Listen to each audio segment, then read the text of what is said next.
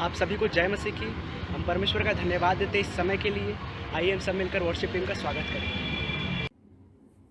सभी को जय मसीह की। आइए चलिए परमेश्वर के नाम को महिमा देते हैं। मेरे जीवन में यीशु तेरा नाम जलाल पाता रहे। मेरे जीवन में यीशु तेरा नाम जलाल पाता रहे। मेरा उठना बैठना, मेरा उठना बैठना, चलना तुझे भाता रहे।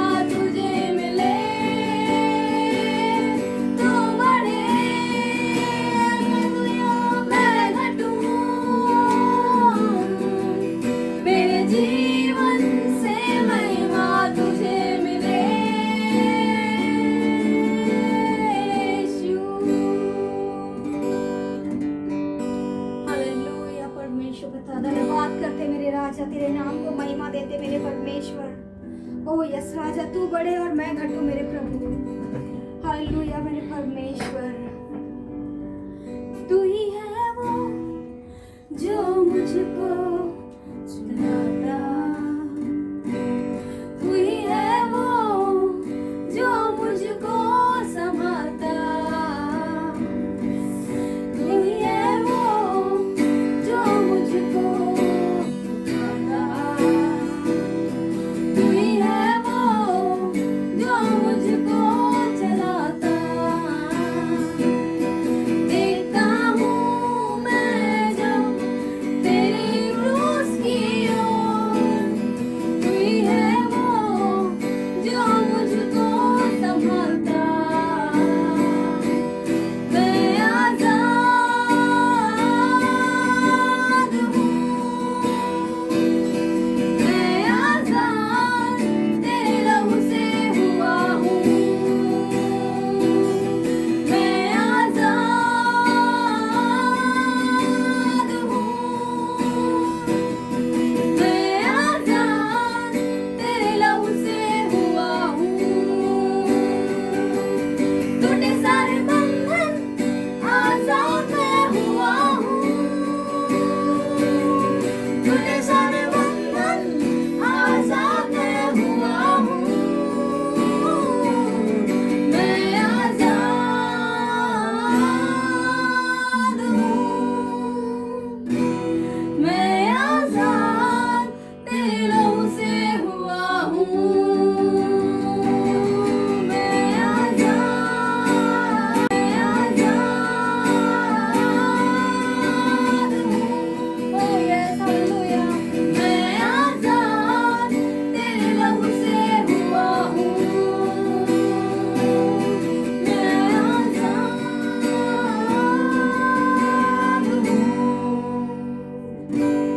मैं आजाद तेरे लहू से हुआ हूँ।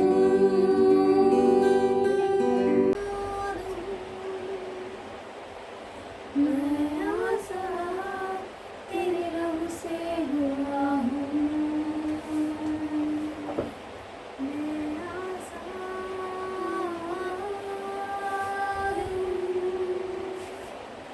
हूँ, मैं आजाद तेरे लहू से। ओ जीसस, धन्यवाद मेरे परमेश्वर पिता। ओ तूने जो आजाद किया हमें मेरे यहोवा, तेरी महिमा मेरे परमेश्वर पिता। तू बढ़े और मैं घटू मेरे प्रभु जी। ओ होने दे पिता कि आज इस समय मेरे प्रभु जी वो सारे लोग पिता जो बंधन में है मेरे प्रभु, वो आज इसी वक्त पिता तेरे पवित्र नाम में आजादी को पाए मेरे यीशु।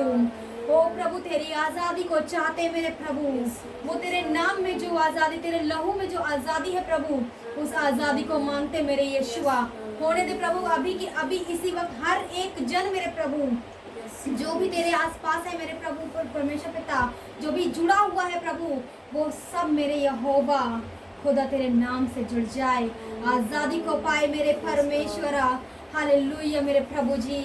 होने दे प्रभु कि वर्षिप पिता जिन जिन कानों तक सुनाई दे प्रभु, होने दे प्रभु हर एक मन शुद्ध हो और आजाद हो जाए, हर एक बंधन टूट जाए मेरे यीशु तेरे पवित्र नाम में मेरे यहोवा। ओ प्रभु तू बड़े हम घटे परंतु हमारी नहीं, तेरी इच्छा पूरी हो मेरे परमेश्वर। ओ तेरी आजादी रहो। हालेलुया शुभर अलंदे अरे लिखे रे बाबा बाबा बाबा बाबा। ओ धन्यवाद मेरे यीशु पिता। ओ प्रभु तेरी महिमा मेरे प्रभु। मैं विश्वास करती मेरे यीशु कि तूने आजादी को दिया है, हर एक अपनी बीमारी से आजादी को पाया है प्रभु। वो तकलीफ जो वो झेल रहे हैं प्रभु, उससे आजादी पाए प्रभु। ये जो चल रहा है मेरे परमेश्वर पैंडेमिक सिचुएशन प्रभु, इससे आजादी को पाए मेरे परमेश्वर। हर एक बंधन इसी वक्त यीशु नाम में तोड़ देती मेरे प्रभु जी, और तेरी आजादी को वहां मांगती मेरे यीशु। हर एक जीवन तेरे नाम में आजाद हो जाए अभी और इसी वक्त से मेरे यहोवा। ओ पिता तेरे नाम में इस आशीष को बोलती मेरे प्रभु। वो तेरा नाम जो पिता सामर्थकारी है मेरे प्रभु, सामर्थ से भरे हुए इस नाम को पिता मांगते इस जगह पर मेरे यहोवा। धन्यवाद करती मेरे प्रभु कि और विश्वास करती कि तूने इस वर्शिप रूपी भेंट को ग्रहण किया है और हर एक को छुआ और आशीष किया है पिता। धन्यवाद मेरे यीशु, धन्यवाद मेरे पिता तेरी आज़ादी के लिए, तेरी छुअन के लिए, तेरी पवित्र आत्मा के लिए प्रभु धन्यवाद करते पिता। और सारी विनती प्रार्थना को तेरे चरणों में देते हैं। दुआ पिता पुत्र पवित्र आत्मा के महान नाम से मांगते हैं। सुन पिता, समय ग्रहण कर। आमीन। हम परमेश्वर की उपस्थिति के लिए धन्यवाद देते हैं। हम विश्वास करते हैं कि आप सभी भी आशीषित हुए होंगे। हम वर्शिप टीम का भी धन्यवाद देते हैं। ये समय है गवाही का। आइए हम गवाही की ओर बढ़ें। सभी को जय मसीह की। मैं प्रियंका, मेरा नाम प्रियंका है। मैं मम्मी का मतलब सभी को पता है कि मेरा मम्मी को बहुत मतलब एक स्किन कैंसर हो गया था, तो उसका ट्रीटमेंट हुआ। मैंने भैया को बोला, चर्च के सभी को बोला, सभी ने मेरे मम्मी के लिए प्रे किया। तो प्रभु के साथ आप सबका भी धन्यवाद। मेरी मम्मी अभी पहले से बहुत बेटर है। वो जो कैंसर यहाँ पर हुआ था वो भी मम्मी का ठीक हो गया है और मम्मी का ओटी भी कंप्लीट हो गया है, मम्मी का स्टिच भी कंप्लीट हो गया। अब मम्मी को जो भी इन्फेक्शन का डर था, जो भी था, वो सब कुछ ठीक हो गया और मम्मी अभी पहले से बहुत अच्छा है प्रभु के आशीष से। ये मेरा पहला एक गवाही है। और दूसरा गवाही ये है कि कुछ दिन पहले, एक सप्ताह 10 दिन पहले मैं खाना बना रही थी, तो उस टाइम भी मतलब खाना बना रही थी और मेरा कुकर एकदम से मतलब ख़राब हो गया था। ठीक है, मैं फिर भी ज़बरदस्ती वैसे ही मैं कर रही थी कैसे भी करके, लेकिन फिर भी मैं प्रभु का धन्यवाद, मैं उस समय प्रभु का मतलब भजन ही गुनगुना रहे थे, आराधना कर रही थी मन में। फिर मैं उसको जैसे तैसे करके कुकर को जैसे भी करके बंद की और बंद करके फिर मैंने उसको उफाड़ा और मुझे कुछ नहीं हुआ। लेकिन मम्मी जब नेक्स्ट डे कुकर बनाने के लिए गई जब दुकान पे, तो बोला बहुत ही डेंजरस हो सकता था, लेकिन बहुत ही किस्मत अच्छा है आपका बेटी का कि कुछ हुआ नहीं। तो इसीलिए मैं प्रभु का धन्यवाद करती हूँ कि मेरी मम्मी और मैं दोनों ही सही सलामत है और मेरी मम्मी को चंगाई दिया है मेरे प्रभु ने। इसके लिए प्रभु का बहुत बहुत धन्यवाद। जय मसीह की।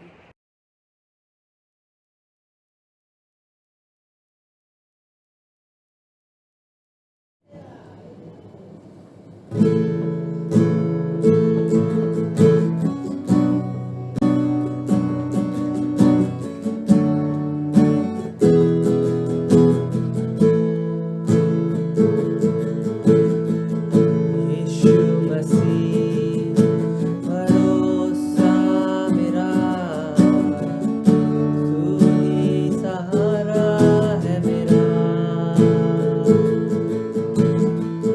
मुश्किल समय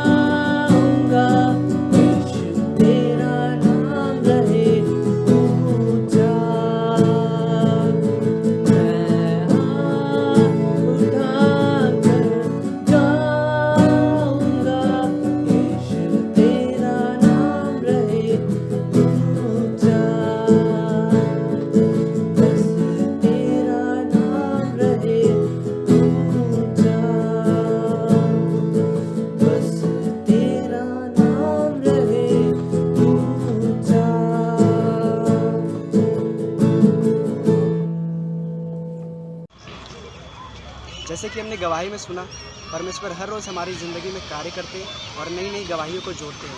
आइए हम सभी मिलकर परमेश्वर के दास का स्वागत करते हैं। सभी को जय मसीह। और आज के इस दोपहर की घड़ी में हम परमेश्वर के पुत्र यीशु मसीह के चरणों में उपस्थित हैं ताकि उस परमेश्वर की उत्तम बातों के हम भागी हो जाएं। आमीन। परमेश्वर की महिमा। और आज मैं बातचीत कर रहा हूं पर्पस ऑफ लिविंग, जीवन जीने का उद्देश्य। किस उद्देश्य के लिए हम जीवन यापन करें। मैं आज शुरुआत करूंगा एक ऐसी कहानी से जो सच्ची कहानी है, जो एक सुसमाचार प्रचारक की है, जो प्रशिक्षण देने में बड़ा ही उत्सवी व्यक्ति था, जो प्रभु यीशु मसीह के उस आदेश का पालन करता था जिसमें यीशु ने कहा था, इसलिए जाओ और समस्त जाति के लोगों को चेला बनाओ। उसके जीवन के दिन परमेश्वर के इस सुसमाचार को और लोगों को चेला बनाने में गुजर रहा था। एक बार उसने 7 दिन के ऐसे सम्मेलन में, जहां पर वो जा करके परमेश्वर के पुत्र यीशु मसीह के विषय में लोगों को प्रशिक्षित करेंगे, सिखाएंगे, वहाँ पर सम्मेलन में जाने पर थे और वो चले गए। और उन्होंने एक आदत बनाई थी कि जब रात होती थी तो वो अपनी पत्नी से फ़ोन पर बात किया करते थे और वे दोनों एक दूसरे से ज़रूर बात करते थे। ये उनके जीवन का सबसे पहला हिस्सा था। मेरे प्रिय, जब ऐसी बात हुई, जब रात्रि का समय था और वो अपनी पत्नी से बातचीत कर रहे थे और शुक्रवार का दिन था, और उस दिन परमेश्वर का जन कहता है कि मेरी पत्नी ने जब मुझसे विदा लिया रात्रि के समय में, तो उसने बोला, मैं आपसे प्यार करती हूँ। ये परमेश्वर का जन बताता है कि ये आखिरी शब्द था मेरी पत्नी का, जिसको मैं आखिरी बार सुन रहा था, क्योंकि उसके मन में शनिवार के दिन ही से लगातार उसके अंदर घबराहट हो रही थी कि अब तुम यहाँ पर रहो मत, रुको मत, यहाँ से लौट कर अपने घर चले जाओ, अपनी पत्नी के पास चले जाओ। बार बार ये विचार उसके मन में उसे कौतूहल से भर रहा था। उसके अंदर ये बार बार खेद आ रही थी। और तब इस व्यक्ति ने, जो सुसमाचार प्रचारक था, जिस व्यक्ति ने उसको बुलाया था, उससे बातचीत किया और कहा कि मुझे तुरंत अपने घर निकलना होगा। और दोपहर में ही उस सम्मेलन को ख़त्म करके परमेश्वर का जन अपने घर के लिए अपनी गाड़ी चला करके वापस आया। और जब वो दरवाजे पर अपनी गाड़ी खड़ा करने ही पर था, तो उसका बेटा, जो दौड़ते दौड़ते, जिसका नाम जेशोन था, वो दौड़ते दौड़ते दरवाजे के पास आकर के अपने पापा से चिल्ला के कहने लगा, पापा पापा, हमें जल्दी से हमारी माँ को अस्पताल ले जाने की आवश्यकता होगी, क्योंकि मम्मी की तबीयत बहुत काफ़ी बिगड़ गई है।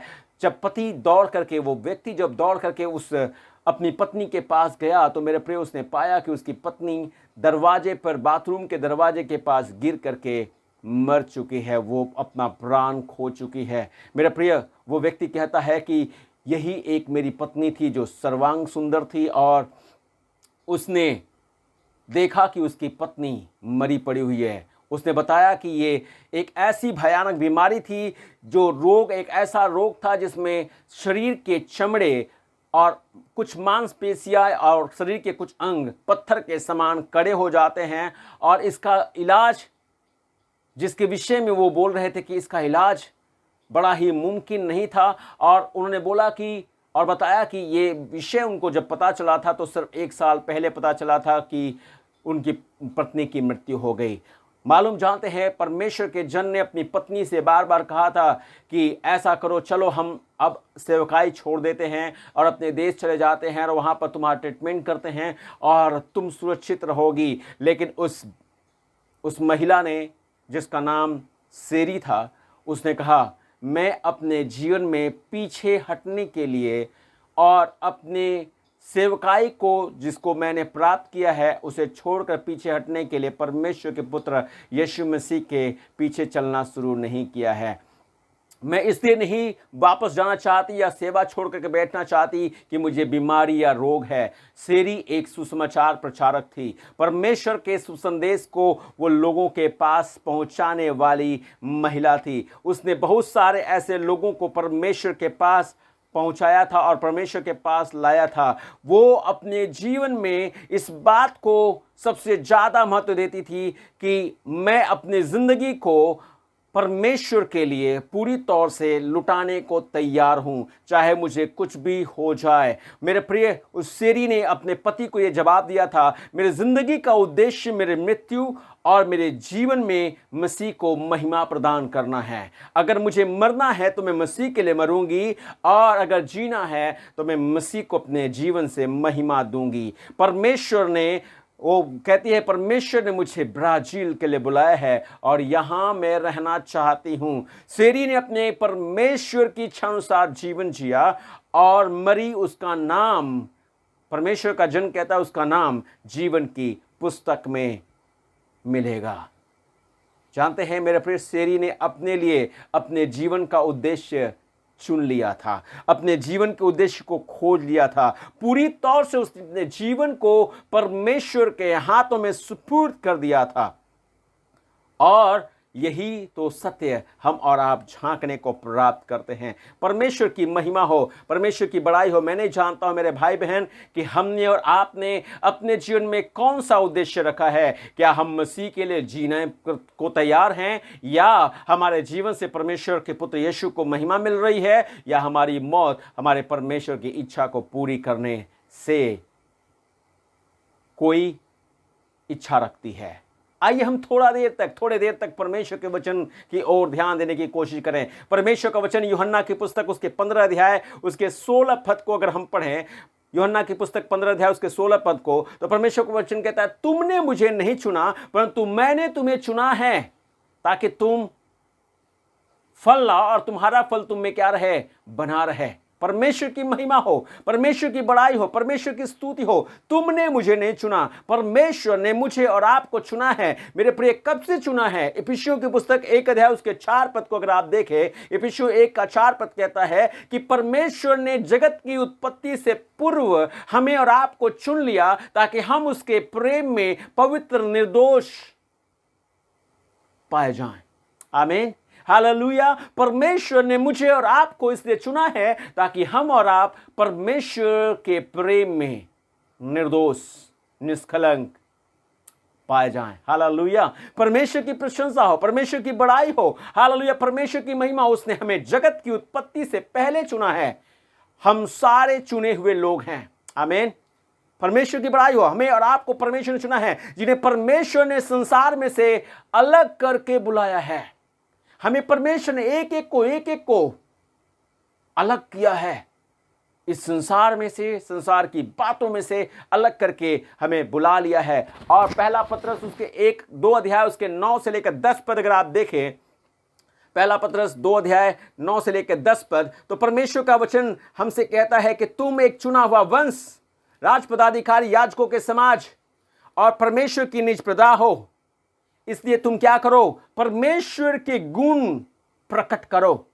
हालेलुया। 9 और 10 पद में परमेश्वर का वचन कहता है, इसलिए कि जिसने तुम्हें अंधकार में से अपनी अद्भुत ज्योति में बुलाया है उसके गुण प्रकट करो। 10 पद कहता है, तुम पहले तो कुछ भी नहीं थे, परंतु अब परमेश्वर की प्रजा हो। तुम पर दया नहीं हुई थी, लेकिन अब तुम पर दया हुई है। परमेश्वर के मेरे भाई और बहन, आज के इस समय में जब हम और आप परमेश्वर के इस वचन को सुन रहे हैं, मैं नहीं जानता हूं कि आप अपने जीवन को किस उद्देश्य से गुजार रहे हैं। कौन सा उद्देश्य आपके जिंदगी में सबसे ज्यादा महत्वपूर्ण बन गया है? किस बात को सबसे ज्यादा आप अपने जीवन में स्थान देने लगे हैं? लेकिन इस सेरी की जिंदगी को देखते हुए और परमेश्वर के इस वचन को देखते हुए आपके हृदय में कौन सी बातें सबसे ज्यादा स्थान ले रही हैं? यह हमारे लिए कितना बढ़िया और बड़ा मौका है जिसे परमेश्वर ने हमें और आपको दिया है कि हम और आप परमेश्वर से आदर को प्राप्त करें। हालेलुया। परमेश्वर की प्रशंसा हो। परमेश्वर का वचन बताता है कि हम राजाओं के राजा और प्रभुओं के प्रभु के संतान हैं। आमीन। परमेश्वर की महिमा हो, परमेश्वर की बड़ाई हो। इसीलिए पत्रस हमसे और आपसे कहता है, हम राजपदाधिकारी, याजकों के समाज हैं। हमें परमेश्वर ने चुन लिया है ताकि हम उसकी सेवा अपनी जिंदगी से पूरी करें। मेरे साथ मत्ती रचित सुसमाचार उसके 5 अध्याय 13 और 14 पद को निकालें। मत्ती रचित सुसमाचार 5 अध्याय 13 और 14 पद वचन कहता है, तुम पृथ्वी के नमक हो, परंतु यदि नमक का स्वाद बिगड़ जाए तो वह किस वस्तु से नमकीन किया जाएगा? फिर वह किसी काम का नहीं, केवल इसके कि बाहर फेंका जाए और मनुष्यों के पैरों तले रौंदा जाए। सतर्कता, सावधानी हमारे लिए हमारी सफलता, हमारी आशीष। आमीन, आमीन। परमेश्वर की महिमा हो। परमेश्वर वचन कहता है तुम पृथ्वी के नमक हो। उसके बाद 14 पद कहता है तुम जगत की ज्योति हो। जो नगर पहाड़ पर बसा हुआ है वह छिप नहीं सकता, और लोग दिया जलाकर पैमाने के नीचे नहीं परंतु दीवट पर रखते हैं, तब उससे घर के सब लोगों को प्रकाश पहुंचता है। मेरे भाई और बहन, परमेश्वर की महिमा हो। परमेश्वर हमें और आपको एक ऐसा यंत्र बना रहा है जिसके चलते हमारी जिंदगी से लोग प्रकाशमान हो सकें, लोग उजियाले में आ सकें, अंधियारे से बच जाएं, जीवन को जीना आरंभ करें और परमेश्वर हमसे महिमा को प्राप्त करें। इसलिए परमेश्वर का वचन कहता है तुमने मुझे नहीं चुना परंतु मैंने तुम्हें चुना है, ताकि तुम क्या करो, तुम फल लाओ और तुम्हारा फल तुम में बना रहे, और तुम पिता से मांगो और पिता तुम्हें क्या करे, प्रदान करे।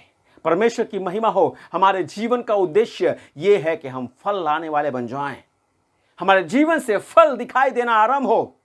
क्या आप इस बात को समझ पाते हैं कि परमेश्वर आपको कैसे देखता है? यह हमारी सच्ची पहचान है मेरे भाई बहन। हमें और आपको परमेश्वर मूल्यवान तरीके से देखता है।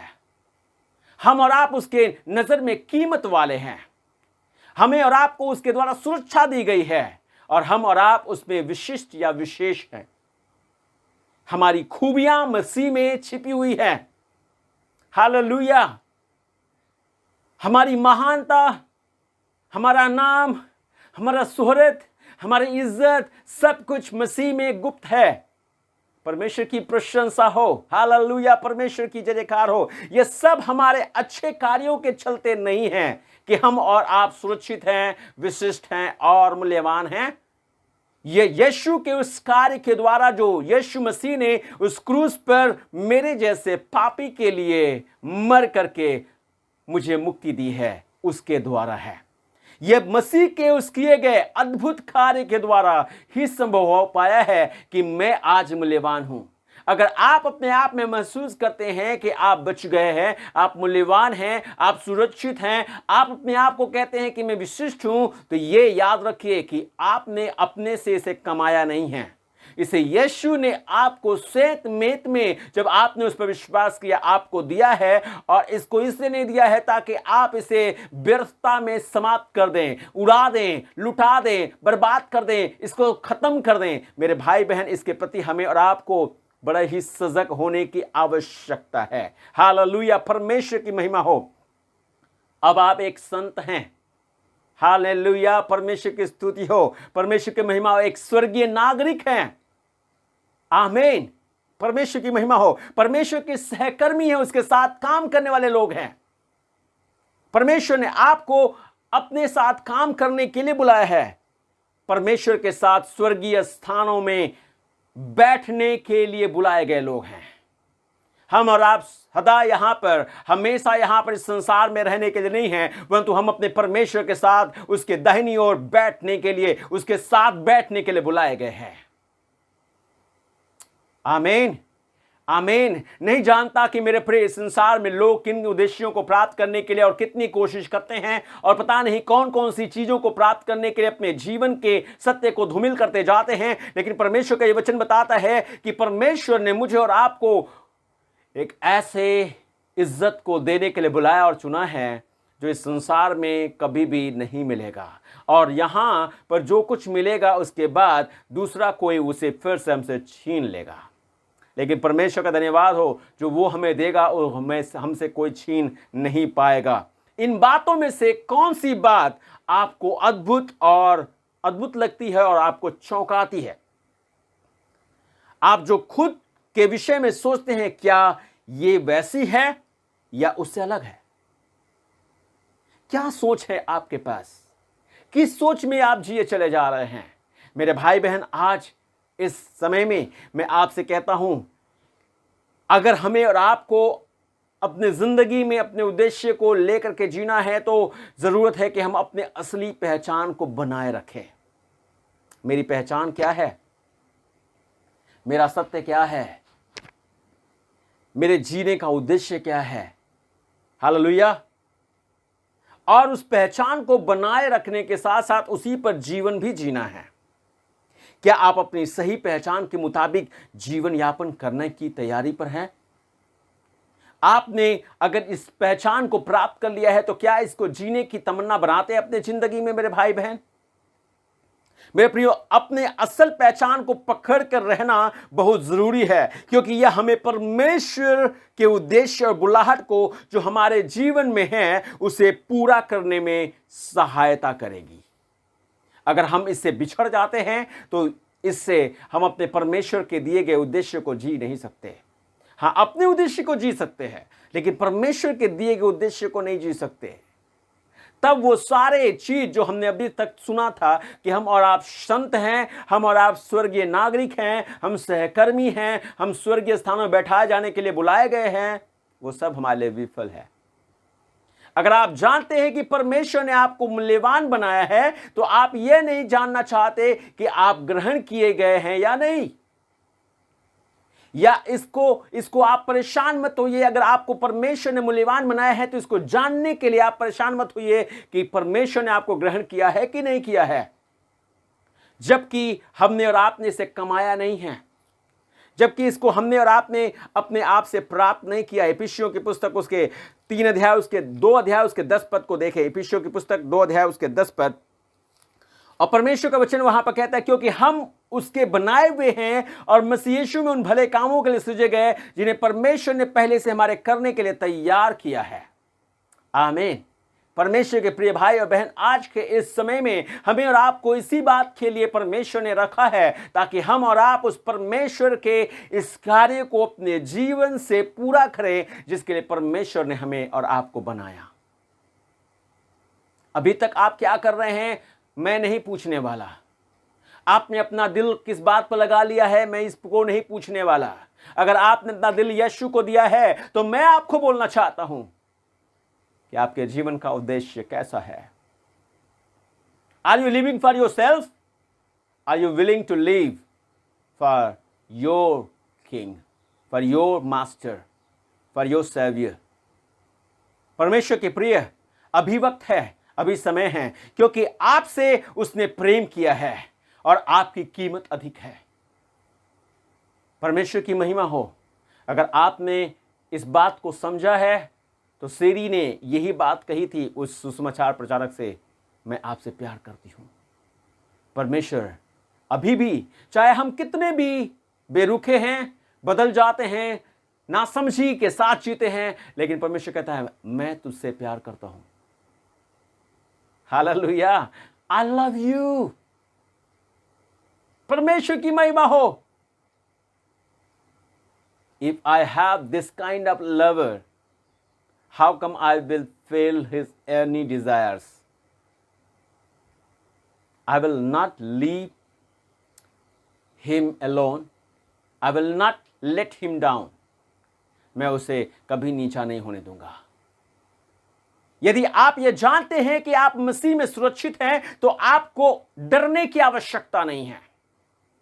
हमारी सुरक्षा मसीह में है तो हमें डरने की आवश्यकता नहीं, क्योंकि हम उस समय पूर्ण रूप से आश्वस्त होते हैं। हम अपने आप में पूरी तौर से आश्वस्त होते हैं कि हमें परमेश्वर के प्रेम से कोई भी अलग नहीं कर सकता। हमें पूरा आश्वासन होता है कि परमेश्वर सारी बातों में, चाहे वो हमारे लिए खतरे का हो, चाहे वो मुसीबत का हो या समस्या का हो या परेशानी का हो या जीवन के अंत का हो, तो भी परमेश्वर हमारे भलाई को उत्पन्न करेगा। आमीन, आमीन। मेरे भाई और बहन, मैं नहीं जानता हूं कि इन दिनों में आपके उद्देश्य कैसे हो गए हैं, लेकिन मैं कहना चाहता हूं अगर मुझे जीना रहे तो मैं उसी यहोशू के समान कहूंगा कि मैं अपने पूरे घराने के समेत अपने परमेश्वर की ही उपासना करूंगा। मैं उसकी उपासना के लिए, उसकी सेवा के लिए और अपने जीवन को पूरी तौर से लुटा दूंगा।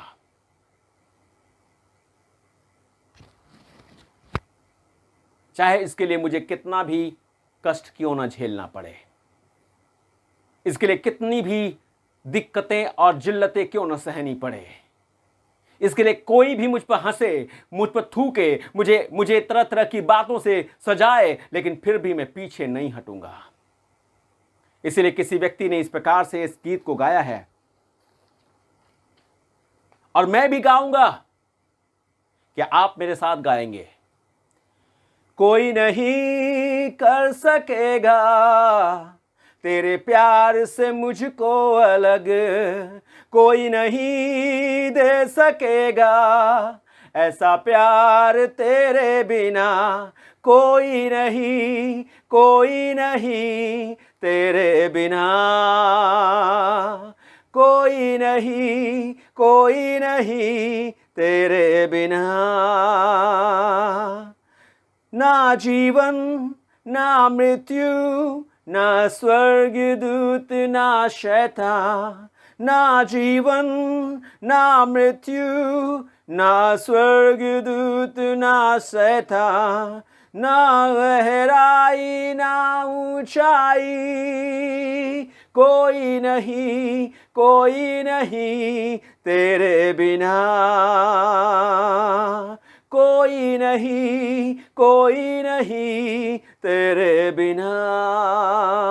मैं जानता हूं कि इस गीत में मैंने कुछ पदों को छोड़ दिया है, लेकिन मैंने इस बात को इसलिए कहा है मेरे भाई बहन कि मैंने अपने उद्देश्य को जान रखा है। मैंने जानता हूं कि आपने अपने उद्देश्य को जाना है या नहीं, या आप उस उद्देश्य को जीना चाहते हैं कि नहीं, क्योंकि कुछ भी मुझे परमेश्वर के प्रेम से अलग नहीं कर सकता। यदि आप यह जानते हैं कि आप परमेश्वर के द्वारा चुनित हैं, तो आपको यह जरूरत है इस बात को जानने की कि आपको किसी को इंप्रेस करने की आवश्यकता नहीं है, किसी को लुभाने की आवश्यकता नहीं, अपनी सुंदरता के द्वारा, अपने धन के द्वारा, अपने गतिविधि के द्वारा, अपने प्रतियोगिताओं के द्वारा, अपनी बुद्धि के द्वारा, क्योंकि आप परमेश्वर की नजर में विशिष्ट है।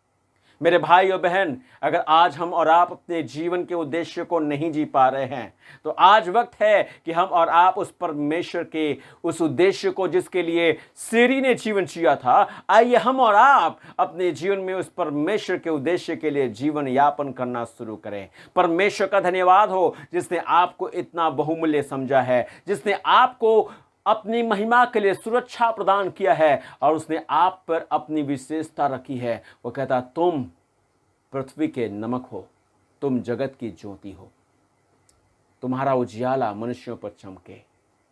अगर मेरी रोशनी नहीं चमक रही है, मेरा उजियाला थमसा गया है, मैं अपने जीवन से गवाही देना भूल गया हूं, ओ मेरे जीवन में प्रार्थना करना समाप्त हो गया है। जो दूसरों के लिए मैं करता था, जो नाश होने वाले हैं उनके लिए करता था, मैंने उपवास करना छोड़ दिया है, तो let us start doing it. Don't forget that our life is for his glory. हमारी और आपकी जिंदगी सिर्फ उसकी महिमा के लिए है। अगर हम और आप उसको महिमा नहीं दे सकते, तो हमारी जिंदगी की कोई भी कीमत या कोई भी अच्छाई नहीं रह गई है। आज इस समय में अगर आप कहते हैं, परमेश्वर मैं आपके लिए, आपके दिए गए उद्देश्य के लिए जीना चाहता हूं, तो आप अपने स्थान में खड़े हो जाएं। अगर घुटने में जाना चाहते हैं, घुटने में चले जाएं। दाहिने हाथ को उठाना चाहते हैं, उठा लें। उस परमेश्वर के सामने अपने आप को सौंप दे और कहें, परमेश्वर मेरे जीने का मकसद तू है, मेरे जीने का कारण तू है। मैं जीऊं या मरूं वो तेरे लिए है। तू मेरा प्रभु, पिछला सब भूल कर आगे मैं दौड़ा चलूं। जो मेरे लिए धन था उसको मैं त्याग दूं, कि मैं पाऊं तुझसे पुरस्कार। दौड़ा मैं जाऊं कि मैं पाऊं तुझसे पुरस्कार। दौड़ा मैं जाऊं, मैं जीऊं या मरूं वो तेरे लिए है। तू मेरा प्रभु। अगर आप दौड़ रहे थे और सही दौड़ रहे थे मेरे भाई बहन, चाहे वो बच्चों की सेवकाई के लिए था, चाहे जवानों की सेवकाई के लिए था, चाहे वो केरसेल की सेवकाई के लिए था, ओ मेरे भाई और बहन, अगर आप रुक गए हो, it will start once again, living for the purpose. उस उद्देश्य के लिए जीना शुरू करें। सुसमाचार अभी भी रुक गया है, लोगों के पास सुसंदेश नहीं पहुंच रहा है, लोग जीवन से परे हैं, मृत्यु का भय उन्हें समाप्त करता जा रहा है। मेरे भाई बहन, आपके पास जीवन की उम्मीदी का वचन है, क्यों नहीं हम और आप इस वचन को लेकर लोगों तक पहुंचाएं ताकि लोग जीवन प्राप्त करें। जो आपके सगे संबंधी हैं, जो आपके साथ काम करने वाले सहकर्मी हैं, जो आपके दोस्त हैं, जो आपके यार हैं, उन तक ये बात पहुंचा दें। Thank you Jesus. आइए अपनी आंखों को बंद करें।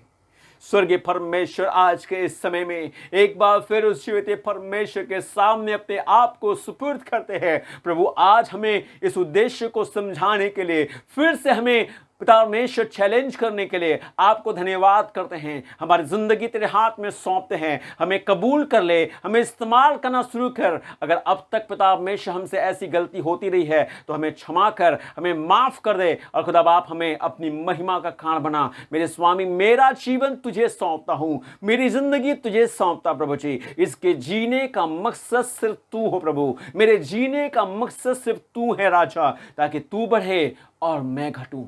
अन्नूर कर जीत परमेश्वर, जिन बच्चों ने आज यहाँ पर अपने जिंदगी में इस सत्य को लिया है प्रभु, उन पर तेरी आशीष हो। रहम का जीत परमेश्वर, कुछ भी इन्हें तेरे प्रेम से अलग नहीं करे। ना मृत्यु, ना जीवन, ना स्वर्गदूत, ना प्रधानताएं, ना अधिकार, ना तलवार, ना नंगाई, ना जोखिम, ना अकाल, कुछ भी नहीं, क्योंकि हम से तूने प्रेम किया है प्रभु जी, और तेरे प्रेम में हम सदा बने रहेंगे। और जीत परमेश्वर, तेरे कार्य को जो तूने हमसे चाह रखी है उसको हम पूरा करके तुझे महिमा देंगे। धन्यवाद करते हैं। अपने लोगों को आशीष दे। ऐसे समय में प्रभु हर एक के साथ हो, हर एक वदी से, हर खतरों से, शैतान की चालाकी से बचाए रख, और जो अपने जीवन के कुछ बातों में उलझ गए हैं उन सबको उबार, और ताकि तुझ में वो फ्री होकर तुझे महिमा दे पाए। यीशु के नाम से हम प्रार्थना मांगते हैं, आमीन, आमीन, आमीन। हम धन्यवाद देते परमेश्वर के इतने अच्छे वचन के लिए। हम धन्यवाद देते आपको कि आपने अपना कीमती समय हमें दिया। अगर आपकी कोई प्रार्थना निवेदन है तो आप हमसे कांटेक्ट करें और हमसे इसी तरह जुड़े रहें, और हमारे युवा फेलोशिप के पेज को लाइक, शेयर एंड सब्सक्राइब करें। सभी को जय मसीह।